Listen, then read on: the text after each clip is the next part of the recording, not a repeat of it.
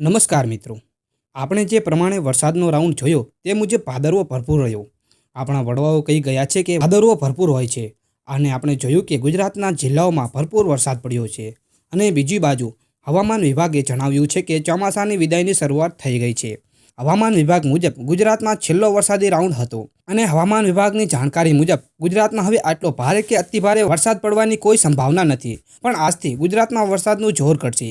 જે સિસ્ટમ ખંભાતના અખાતમાં બની હતી તે હવે નબળી પડી ગઈ છે, પરંતુ અરબ સાગરમાંથી આવતા પવનો અને બંગાળની ખાડીમાંથી આવતા પવનોના કારણે વાદળો બંધાઈ રહ્યા છે, જેના કારણે દક્ષિણ ગુજરાતના જિલ્લાઓમાં હળવોથી મધ્યમ વરસાદ છૂટા છવાયા સ્થળોએ પડી શકે છે, જ્યારે સૌરાષ્ટ્રમાં ભેજવાળા પવનોના કારણે છૂટા છવાયા સ્થળોએ મધ્યમથી હળવો વરસાદ પડી શકે છે, જેમાં ભાવનગર, અમરેલી, બોટાદ, સુરેન્દ્રનગર, રાજકોટ, જૂનાગઢ અને પોરબંદરના વિસ્તારોમાં મધ્યમથી હળવો વરસાદ છૂટા છવાયા સ્થળોએ પડી શકે છે, જ્યારે ઉત્તર ગુજરાત, મધ્ય ગુજરાત અને પૂર્વ ગુજરાતના વાતાવરણમાં વાદળો જોવા મળશે, પરંતુ વરસાદ થવાની કોઈ સંભાવના નથી અને જો વરસાદ થાય તો તે સાવ હળવા, જેને આપણે છાંટા કહીએ છીએ, તે પડી શકે છે। આ વરસાદી રાઉન્ડના કારણે ગુજરાતના ખેડૂતોને પાકને ભારે નુકસાન થયું છે। હવામાન વિભાગે જણાવ્યું છે કે આજથી વાતાવરણ ખુલ્લું જોવા મળશે અને દિવસ દરમિયાન તડકો જોવા મળશે, જ્યારે બીજી તરફ હવામાન અંગેની આગાહી કરતા વિવિધ મોડેલો દર્શાવી રહ્યા છે કે તારીખ 8 ઓક્ટોબર પછી અરબ સાગરમાં એક સિસ્ટમ બનવાની છે